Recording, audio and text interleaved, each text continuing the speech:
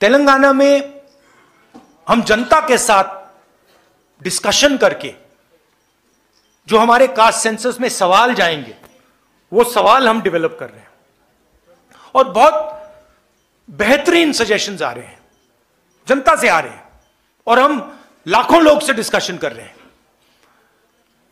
जाति जनगणना का आइडिया मैं आपको बताना चाहता हूं, झारखंड के युवाओं को बताना चाहता हूं। देखिए, हिंदुस्तान में कम से कम 50% पिछड़े वर्ग के लोग हैं।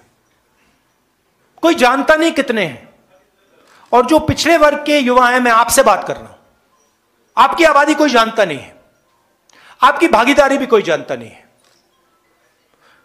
दलित 15% है, आपकी आबादी लोग जानते हैं मगर आपकी भागीदारी कोई नहीं जानता।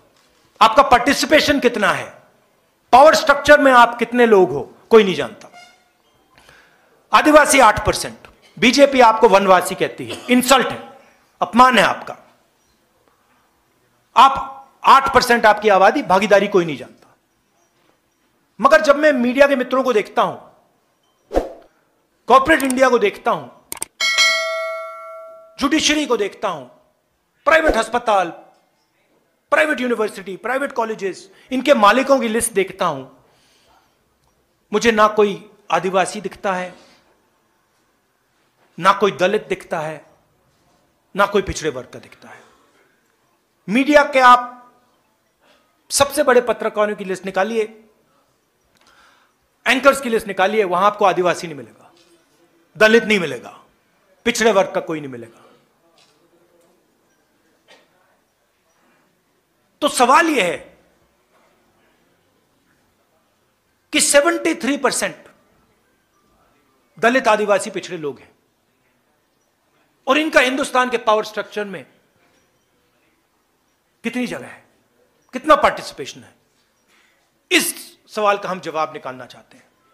मैं जानता हूं कि नरेंद्र मोदी जी ने 20-25 अरबपतियों का 16 लाख करोड़ रुपया कर्जा माफ किया है, और मैं यह भी जानता हूं कि अगर हम उन कंपनीज के मालिकों की लिस्ट निकालें, उनकी सीनियर मैनेजमेंट की लिस्ट निकालें, जिन लोगों को करोड़ों रुपए की सैलरी मिलती है,